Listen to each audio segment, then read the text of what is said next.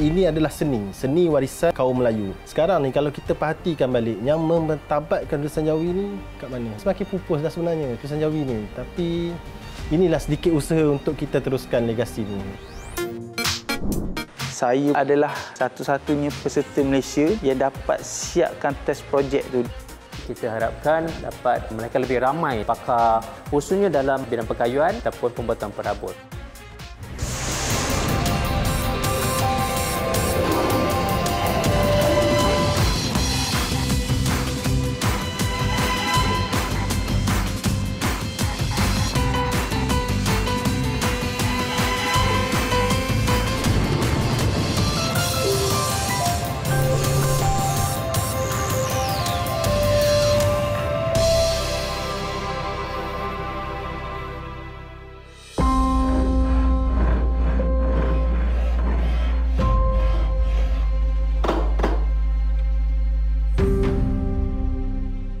Ini adalah seni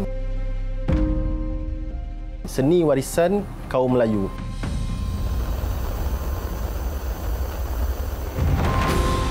Sekarang ni kalau kita perhatikan balik, yang mementabatkan tulisan Jawi ni kat mana? Dah tak ada dah.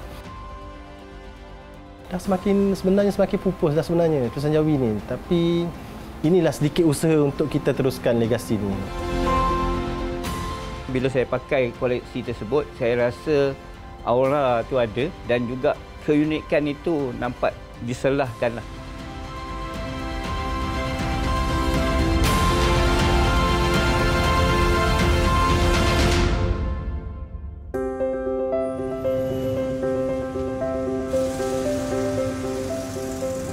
Boleh baca ni? Saya sayang Malaysia. Oh, pandai. Alamak, tak pandai adik. Boleh Jawi tak? Oh, saya tak boleh lah. Boleh? Saya sayang Malaysia. Betul. Betul tak? Saya sayang Malaysia. Betul. Abang tahu baca ni? Cuba. Alamak.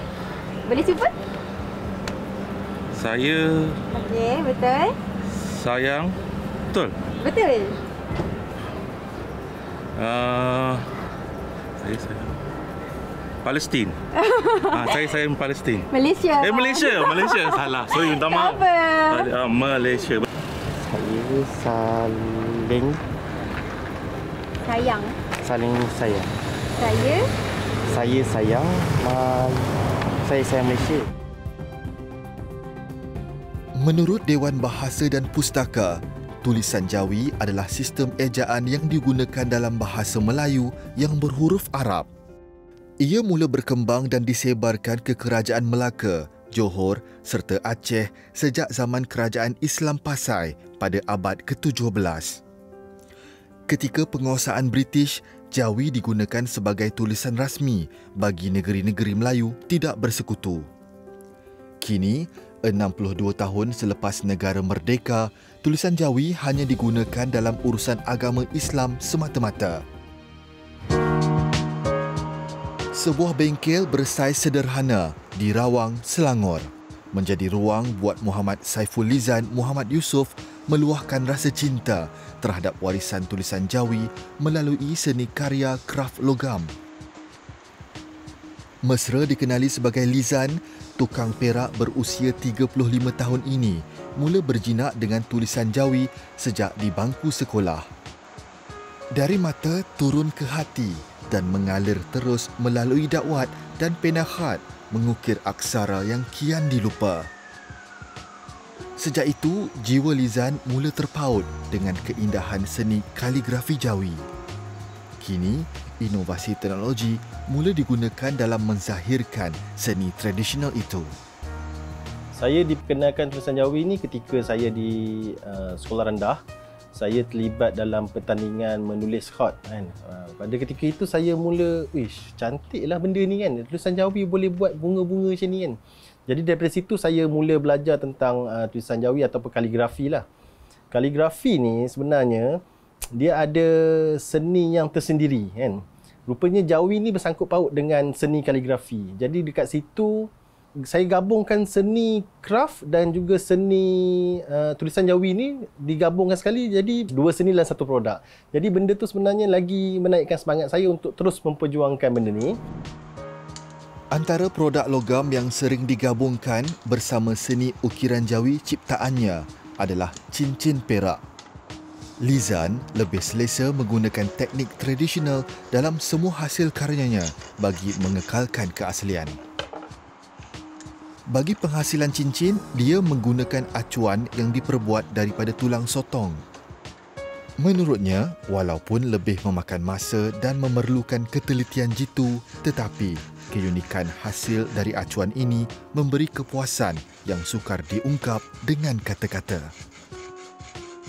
Lazimnya, setiap acuan yang dihasilkan untuk sebentuk cincin memakan masa selama 40 minit hingga 1 jam.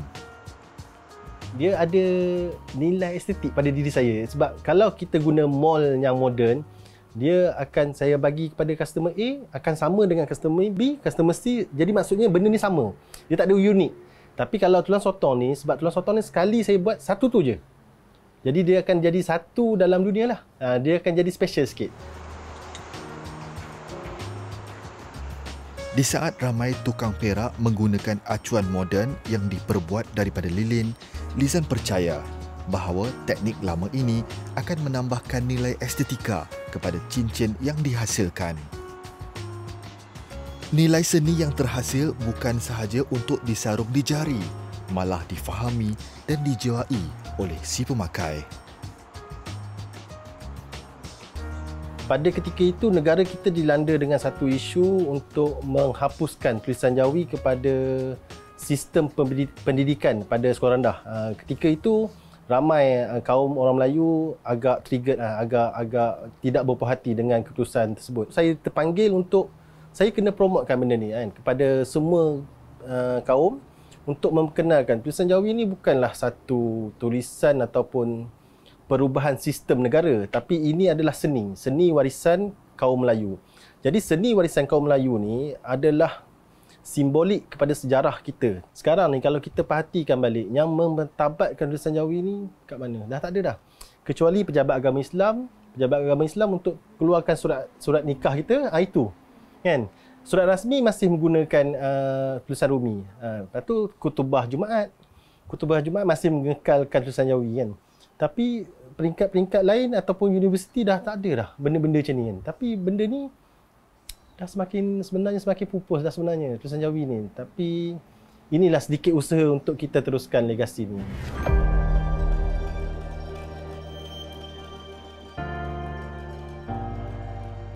Gusar bakal kehilangan satu warisan keindahan tulisan terawal Melayu bagai api membara yang melebur perak. Begitulah semangat juang Lizan untuk mempertahankan alur sejarah bangsanya dengan cara yang tersendiri. Cairan perak yang dituang ke dalam acuan akan ditinggalkan sehingga sejuk dan mengeras menjadi sebentuk cincin. Persis cincin yang terbentuk dari acuan, begitu juga harapannya bercambah setiap kali melihat generasi kini mula menghargai seni kraf Jawi.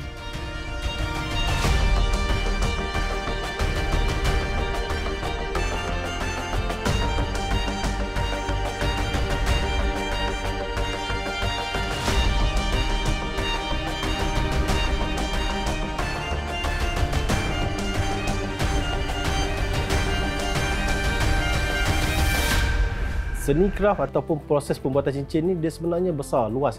Bila kita makin belajar, kita makin banyak tak tahu. Proses kehidupan ni adalah kita sentiasa belajar setiap masa.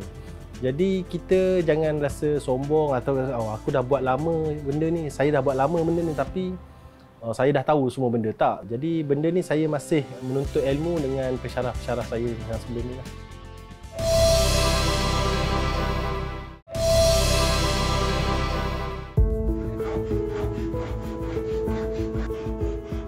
Serbuk perak dan pahat ini menjadi saksi perjuangan Lizan dalam memartabatkan tulisan Jawi melalui seni kraf logam buatannya sejak tahun 2016.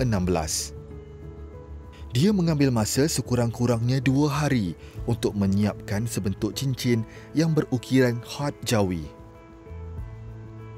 Ketika proses penuangan perak ke dalam acuan, lazimnya cincin yang terhasil tidak sempurna bentuknya.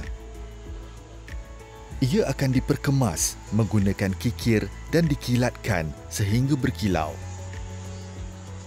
Dalam motif tu sebenarnya dia ada menceritakan tentang maksudnya peribahasa craft. Motif kerawang dia akan tumbuh berpunca. Maksudnya dia macam peribahasa benda ni. Tumbuh berpunca, tajam tidak menikam rakan, bergerak tidak patah. Yang itu adalah tersurat, tapi benda-benda yang tersirat menceritakan tentang nilai-nilai murni kan.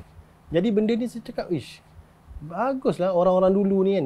Dia punya seni tu ataupun falsafah diri dia tu, dia tinggalkan kepada motif-motif dan juga nilai estetik ke dalam craft tu. Jadi bila kita kaji benda-benda ni rupanya, wow, memang orang Melayu sebenarnya memang sangat kreatif. Jadi kalau kita tak teruskan ataupun kita tak sambung legasi ni, bagaimana generasi akan datang untuk tahu kaum ataupun bangsa dia tu macam mana satu ketika dahulu. Tali penghubung generasi muda dengan generasi lampau adalah menerusi kisah kehebatan mereka yang dilakar melalui seni. Karya seni bukan sahaja syarat dengan cerita, tetapi ia juga membawa simbol tersirat, nilai dan budaya unik sesuatu bangsa silam. Jika dahulu perak merupakan aset bernilai serta dijadikan perhiasan golongan bangsawan, ini terbukti dari ketelitian kraf yang ditemui pada tinggalan sejarah. Abjad Jawi pula mempunyai sejarah yang berkait rapat dengan kedatangan agama Islam ke Nusantara. Bagi mengekalkan nilai keagungan kedua-dua warisan ini, Lizan berjuang memastikan setiap aspek reka karyanya diberi seluruh jiwa dan fokusnya, supaya gemerlapnya takkan luntur walau generasi berganti.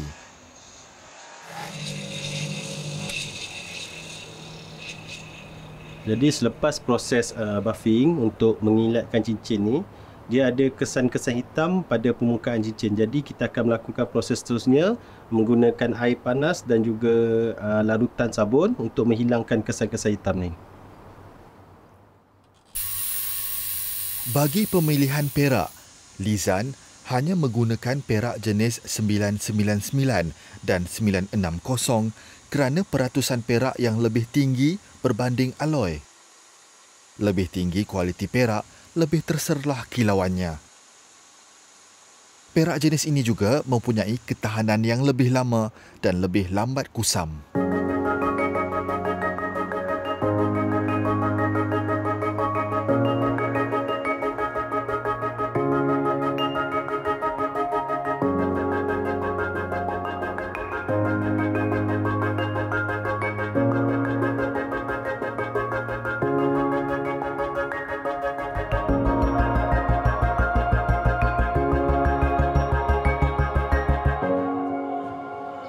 Tempat jatuh lagi dikenang. Ini kan pula tempat bermain. Institut Kraf Negara Selangor adalah tempat Lizan mula mendalami ilmu kraf logam. Cik Abdul Malik Awang mempunyai pengalaman melebihi 3 dekad dalam seni penghasilan kraf logam. Beliau telah melahirkan ramai anak seni dan juga pakar kraf yang meneruskan seni identiti negara, termasuklah Lizan. Sehingga kini, ilmu dan pengalamannya tidak lokek dikongsi kepada sesiapa yang dahagakan kearifan lama. Seni craft ataupun proses pembuatan cincin ni dia sebenarnya besar, luas. Jadi dia ada ilmu, dia banyak, terlalu banyak ilmu dia. Jadi saya bukannya semua ilmu yang saya pandai, saya ada setengah-setengah ilmu je saya tahu. Itu pun baru masih belajar lagi. Jadi kita ni bila kita makin belajar, kita makin banyak tak tahu. Jadi kita perlu cari seorang guru ataupun yang lebih pandai daripada kita lah. Jadi kita akan sentiasa belajar. Proses kehidupan ni adalah kita sentiasa belajar setiap masa. Jadi kita jangan rasa sombong atau aku dah buat lama benda ni, saya dah buat lama benda ni tapi saya dah tahu semua benda. Tak, sebenarnya kita ni masih belajar, proses belajar. Jadi benda ni saya masih menuntut ilmu dengan pensyarah-pensyarah saya yang sebelum ni lah. Kata Imam Syafi'i, ilmu itu seperti air, akan sentiasa mengalir, tetapi jika ianya terhenti, lama-lama akan membusuk. Walau sudah lama meninggalkan institusi pengajiannya, Lizan tidak putus berhubung dengan adik guru yang membentuknya menjadi manusia. Perjuangannya bukan perkara yang mudah. Demi mempertahankan warisan bangsa, Lizan harus bersiap siaga memasuki medan tempur.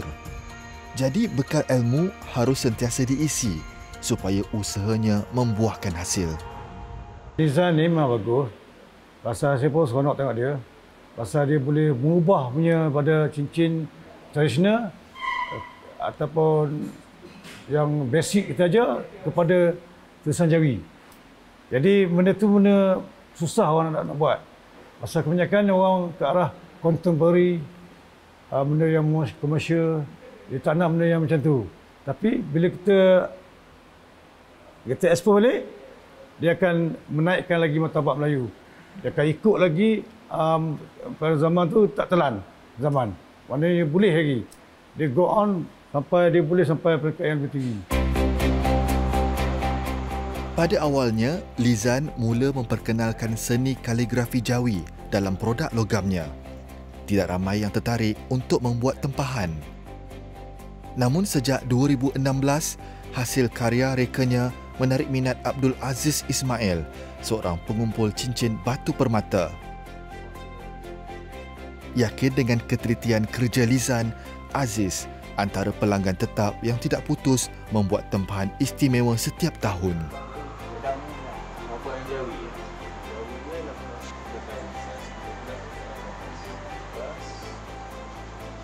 Cincin yang mula saya desainkan ini adalah cincin tulisan nama saya, Abdul Aziz, dan dekat tepi ni dia ada macam logo lah.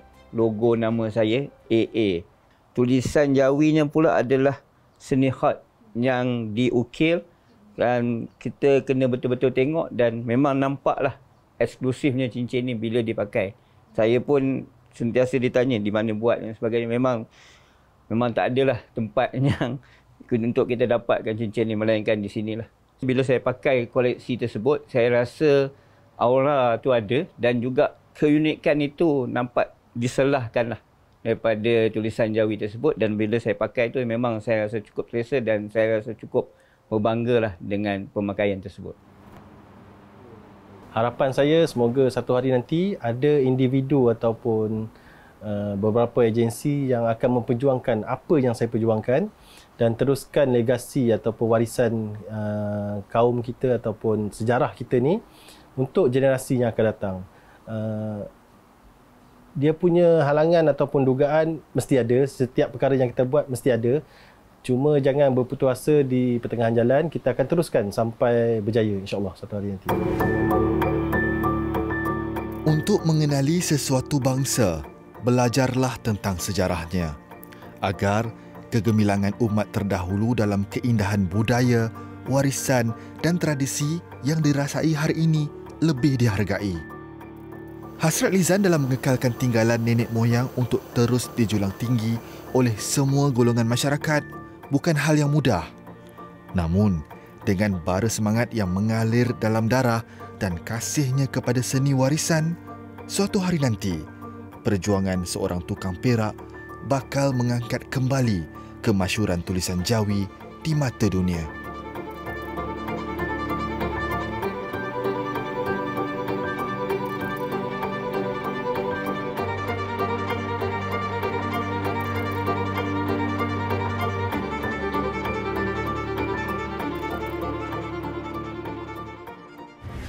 Industri kayu ini kita sering dengar dikaitkan dengan 3D, dirty, dangerous, difficult. Sebenarnya industri kayu ini dia tidaklah sebegitu. Dengan adanya teknologi, kita dapat mengurangkan kebergantungan kepada tenaga kerja di mana sekarang ini kerajaan menggalakkan automation and mechanization.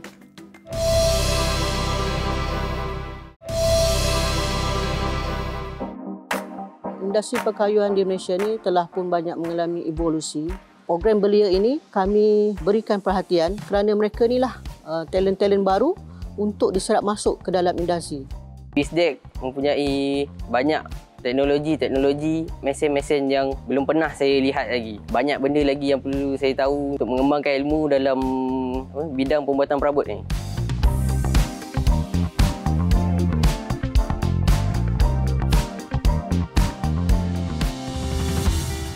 Asal besi pengapak kayu, asal emas menjadi penduk.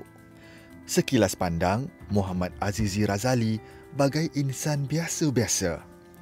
Di sebalik kesederhanaan, insan ini mahir kayu, pakar berpengalaman, bertahun menimba ilmu seantero dunia. Di bawah payung Lembaga Perindustrian Kayu Malaysia, MTIB, Muhammad Azizi antara sosok penting memperkasa misi Kementerian Perladangan dan Komoditi bagi sektor perkayuan negara. Usaha mereka masih terukir di logo MTIB berdekad lalu.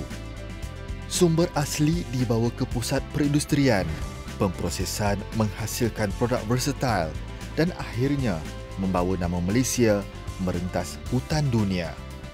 Lembaga Perindustrian Kayu Malaysia ditubuhkan pada Jun 1973, lebih 50 tahun lalu, untuk memartabatkan sektor perkayuan tempatan menembusi pasaran antarabangsa.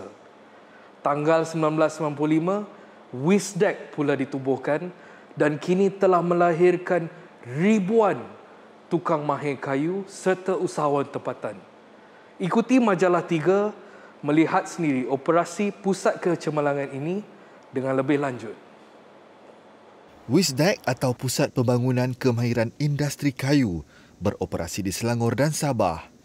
Dibanting, majalah 3 di Pelawa Pengarah, Faridatul Nazli Muhammad Zain, pakar kayu yang memulakan kerjaya sebagai pegawai penguatkuasa MTIB, kini menyandang tanggungjawab mencari bakat belia negara.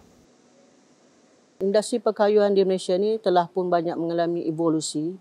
MTIB selaku agensi terunggul dalam pembangunan industri kayu negara akan meneruskan lagi kecemerlangan dan juga membantu industri bagi meningkatkan produktiviti, pengusahahasilan dan juga teknologi produk yang boleh kita value add kan kepada produk-produk yang sedia ada.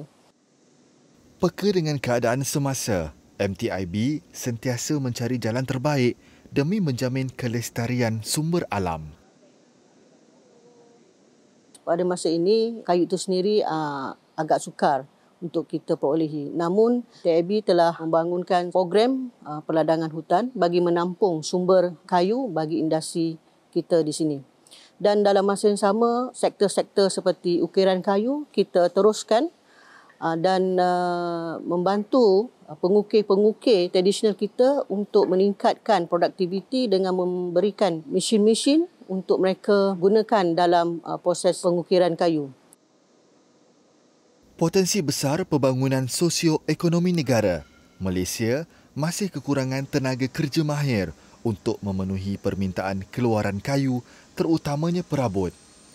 Lebih 30 tahun, WISDEC gigih mengasah bakat anak muda. Industri kayu ini kita sering dengar dikaitkan dengan 3D, dirty, dangerous, difficult. Sebenarnya industri itu ataupun industri kayu ini dia tidaklah sebegitu. Dengan adanya teknologi, kita dapat mengurangkan kebergantungan kepada tenaga kerja di mana sekarang ini kerajaan menggalakkan automation and mechanization. Jadi kita boleh dapatkan suasana pekerjaan yang lebih bersih dan selamat untuk pekerja kita. Dengan nilai aset pelaburan sebanyak 20 juta ringgit, pusat latihan ini berperanan sebagai peneraju kecemerlangan, kemahiran dalam bidang perkayuan negara ke tahap antarabangsa. Berbanding dahulu, pekerja-pekerja industri sendiri pun telah berada dalam satu zon yang kita panggil eksekutif. Di WISDEC, kita mempunyai program tersebut bagi membantu graduan-graduan memahirkan diri dalam pengurusan syarikat. Pelbagai kursus untuk belia dan industri merangkumi kursus berjadual dan suai khas dilaksanakan di dalam bidang pembuatan perabot, kemasiapan produk, pemprosesan produk kayu Di samping program latihan antarabangsa dan pembangunan kompetensi, selain program dengan sijil kemahiran yang diiktiraf Jabatan Pembangunan Kemahiran yang melantik Wisdek sebagai pusat bertauliah. Program belia ini kami berikan perhatian kerana mereka inilah talent-talent baru untuk diserap masuk ke dalam industri. Menjadi eksekutif, menjadi designer, dan kalau kita tengok sekarang produk-produk yang ada di dalam industri juga telah versatile. Ini adalah hasil kreativiti anak-anak muda yang telah mempunyai inspirasi dan juga talent dalam bidang industri kayu kita. 7,500 pakar kayu Malaysia menimba ilmu di sini. Tidak dikenali, ada juga yang mengibar jalur gemilang di pentas dunia. Mencari berlian di Ukir Wisdek, Majalah 3 ditarik angin Pantai Timur dari Banting ke Dungun, Terengganu. Dihiasi pesisir pantai menusuk kalbu, negeri ini lebih terkenal dengan sumber laut sebagai komoditi. Di sebalik lambakan keropok lekor, sata dan celup tepung, ada tukang mahir kayu bekerja dalam diam, tunduk bak resmi padi. Usia 30 tahun, belia muda ini berjaya mengembangkan perusahaan perabot. Musalman Kamal kini memiliki 2 kilang di Terengganu, dibantu 20 tenaga kerja termasuk ahli keluarga memenuhi permintaan seluruh negeri serta projek berskala besar di seluruh negara. Minat seni perkayuan buat anak ke-6 dari 7 adik-beradik ini berputik sejak kecil, mengekori karier bapa beliau yang menghasil dan memulihkan perabot dari tahun 1984. Menyambung pucuk legasi, Musalman tidak teragak-agak untuk melanjutkan pelajaran dalam bidang kemahiran sama. Beza antara Wisdek dengan tempat pusat latihan yang lain, Wisdek ni dia banyak mesin-mesin yang berteknologi tinggi. Barulah, yang terbaru dekat institut lain belum ada. Satu lagi daripada tenaga pengajar dia tu sendiri. Ilmu dia tu dia banyak daripada, sebab dia dah biasa dengan luar negara, dengan international. Jadi kita boleh banyak belajar macam mana orang luar buat. Kalau contoh dekat kita boleh buat dekat Malaysia ni, pencapaian kita tu macam mana dengan pencapaian daripada luar. Langit tidak selalu cerah. Perniagaan bapa Musalman sejak awal berkembang maju, terhenti tiba-tiba pada tahun 2000. Keluarga besar ini terpaksa berikat perut untuk meneruskan kehidupan. Bagi membantu keluarga dengan kemahiran kayu yang dipelajari, Musalman nekat bertanding demi sesuap nasi. Saban tahun permohonan ditolak. Akhirnya, Musalman diberi peluang bertanding hasil bantuan pakar Wisdek. Bila saya masuk dalam dewan pertandingan ni, saya cuma bawa kereta sorong tu, bawa mesin-mesin saya. Okay, kereta sorong tu pun saya pinjam yang tukang kebun dekat Wisdek tu. Jadi saya masuk dengan kereta tolak, dengan mesin tu, mesin saya sendiri. Ada yang beli second dengan orang, macam tu lah. Berbekalkan peralatan asas nan rapuh, usaha Musalman dalam pertandingan pra pemilihan negara lebih sekadar menguji kemahiran, malahan bertaruh nasib. Separuh perjalanan, kerja beliau terhenti. Masa tu, nak pakai mesin tu rosak. Mesin tu rosak, saya pun macam dah nak patah semangat dah. Dah keluar air mata dah masa tu. Seorang daripada staff Wisdek ni, dia ambil semua mesin, dia tanya, saya nak pakai mesin apa lagi? Boleh pinjam Wisdek punya. Perfect lah mesin tu. Saya boleh buat dengan cantik semua. Alhamdulillah, pra kelayakan tu saya dapat nombor 1 dan saya dapat masuk final. Empati dan kepekaan Wisdek menjadi batu loncatan ke pentas dunia. Biar poket kosong, mi segera penghilang lapar. Musalman gigih mengikuti latihan intensif di Banting, dibimbing pakar. Rezeki bergolek, beliau turut diberi peluang mencuburi karier bola sepak profesional. Dan masa tu juga saya dapat selection bola kelab di Pahang. Jadi masa tu tengah fikir, saya pun dengan cakap dengan expert saya, macam mana ni cik, saya nak wakil Malaysia untuk cabinet making ke ataupun nak main bola. Jadi dia sendiri pun cakap, awak fikir sendirilah mana yang awak nak. Kalau tak ada angin, masakan pokok bergoyang. Dua simpang peluang tiba, ke mana arah tuju Musalman? Saya pula adalah satu-satunya peserta Malaysia yang dapat siapkan test projek tu di peringkat dunia ni lah. Sebab sebelum ni Malaysia pernah masuk 5 ke 6 kali. Sebelum peserta sebelum ni tak boleh buat siapkan dengan sempurna lah. Saya ni orang pertama yang boleh siapkan dengan sempurna.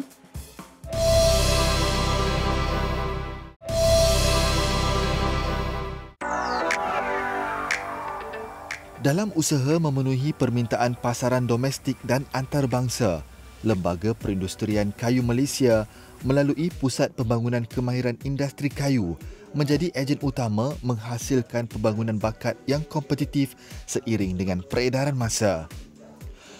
Produk keluaran kayu terutamanya perabot telah dieksport ke lebih 160 buah negara. Dengan 3,500 kilang dan syarikat berdaftar seluruh negara, sektor ini menyediakan lebih 240,000 peluang pekerjaan profesional mengatasi stigma 3D, Dirty, Dangerous, Difficult dengan pelbagai program belia dan industri menggunakan peralatan dan teknologi terkini selain mengembangkan warisan seni ketukangan Malaysia. Dengan sistem pembelajaran berskala kecil pada satu-satu masa, setiap pelatih menerima bimbingan pakar dengan lebih intensif. Dari pengetahuan asas kayu hingga menghasilkan produk berskala besar, aset bernilai RM20 juta turut mengasah kemahiran penggunaan teknologi terkini. Wisdec turut menjadi platform bakat muda untuk menjelajahi dunia, mengharumkan nama negara dalam pertandingan-pertandingan elit yang memenuhi kalender saban tahun. Sejak tahun 1995, seramai 7,500 pakar kayu dan usahawan dilahirkan di sini. Ketika rakyat sendiri menggilakan produk pasang sendiri syarikat gergasi luar, bakat-bakat di Wisdec ramai yang mengukir kejayaan di negara orang. Antaranya, usahawan perabot Terengganu, Musalman Kamal yang mengetepikan kerjaya sebagai pemain bola sepak untuk mengaut peluang mewakili Malaysia dalam pertandingan perkayuan di Sao Paulo, Brazil. Nak wakil Malaysia untuk cabinet making ke ataupun nak main bola. Jadi dia sendiri pun cakap, awak fikir sendirilah mana yang awak nak. Masa tu fikir. Dan saya pilih untuk ke pertandingan ni lah dalam bidang kayu ni. Okay. Saya nak perkenalkan ini saudara Musalman. Beliau merupakan ikon negara dalam bidang cabinet making. Merupakan peserta World Skills kita lah di Sao Paulo. Tahun berapa tu? 2015. Sekarang beliau merupakan pengurus MK Furniture ya. Kalau saya fikir saya main kelab tu pun, sebab kelab tu pun dia cuma main Liga M3 masa tu. Liga Division 3. Dan kalau saya masuk pertandingan ni, saya dapat wakil Malaysia. Menjuarai pertandingan-pertandingan domestik, Wisdec membawa Musalman merangkul pingat demi pingat dari Vietnam ke New Zealand.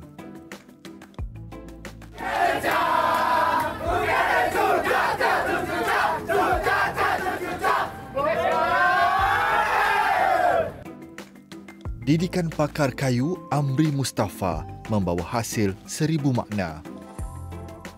Kalau saya fikir masa tu, kalau saya pergi ke bidang kayu ni pun, saya pun dapat main bola masa tu. Sebab kalau saya pilih bola masa tu, mungkin bidang kayu ni memang dah tak ada dah. Sekarang ni cuma saya nak nasihat macam mana awak duduk kat sini. Jadi ambillah peluang-peluang ni yang ada ni. Okay? Ilmu-ilmu yang ada kat sini. Sebab saya dulu pun bermula daripada sini. Okay? Kadang-kadang kita ni tak tahu macam mana kita masa depan kita. Jadi kita gunalah peluang-peluang yang ada ni. Okay? Contoh macam saya dulu pun, saya dah menceburi bidang ni. Okay? Saya ada 2 cabang antara bola dengan bidang kayu ni. Jadi saya memilih untuk ke bidang kayu ni. Dan bila saya dah pilih, saya berusaha walaupun dah banyak kali saya tak lepas untuk pertandingan ke apa ke. Okey, jadi saya dah nekat untuk bidang kayu ni, saya berusaha sungguh-sungguh sampailah sekarang ni saya di tahap sekarang. Okey, bermulanya saya di sini. 3, 2, 1.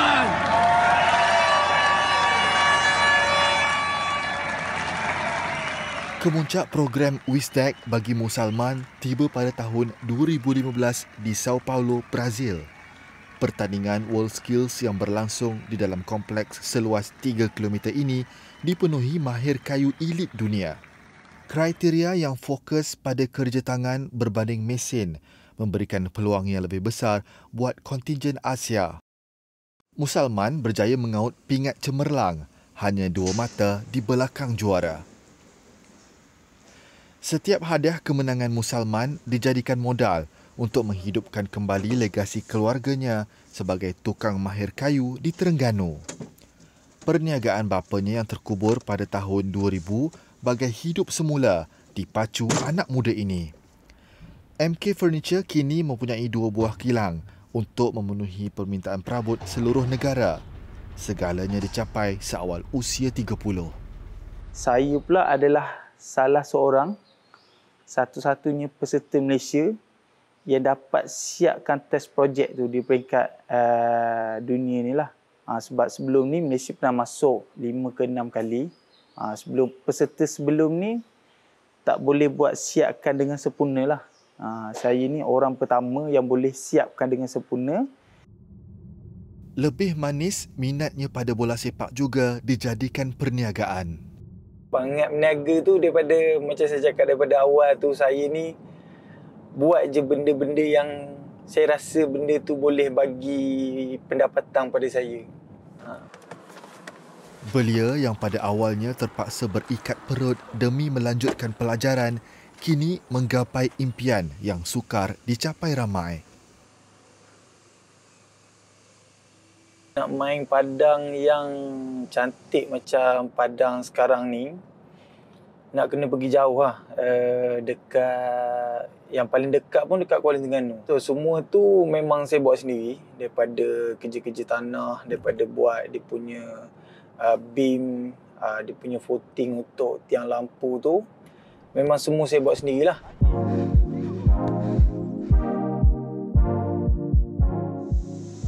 Buat Musalman dan pemain industri kayu tempatan, bengkel WISDEC menjadi batu asas kerjaya mereka. Tenaga pengajar di sini tanpa jemu mencari jalan, memberi anak didik masa hadapan cerah. Pada pandangan saya, di WISDEC mempunyai banyak teknologi-teknologi seperti CNC, laser cut dan banyak mesin-mesin yang belum pernah saya lihat lagi dalam industri ni. Setakat ni rasa mencabarlah. Sebab banyak benda lagi yang perlu saya tahu untuk mengembangkan ilmu dalam bidang pembuatan perabot ni.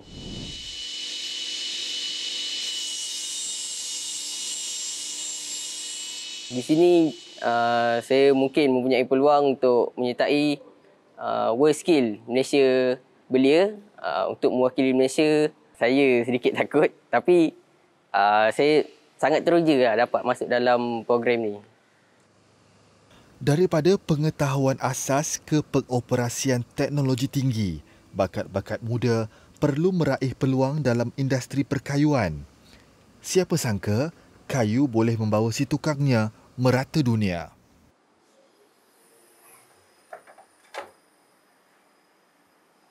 Ribuan tahun lalu, sumber asli seperti pokok menjadi kanvas akar umbi peradaban manusia. Malaysia yang kaya dengan budaya menjamin kelestarian seni halus hingga ke hari ini. Selari dengan dunia digital dan Internet of Things, hebatnya MTIB melabur bakti mendidik generasi seterusnya untuk mengukir seni halus seperti ini yang disanjung dunia. Kemahiran mereka terukir di hujung jari. Sejak pertubuhannya di era 70-an, misi Lembaga Perindustrian Kayu Malaysia kekal sama, meningkatkan sumbangan sosioekonomi negara. Ini bukan sahaja membantu kadar ekspor produk kayu Malaysia, malah meningkatkan peluang pendapatan rakyat. Stigma pusat kemahiran sebagai alternatif buat pelajar tercicir perlu dibuang.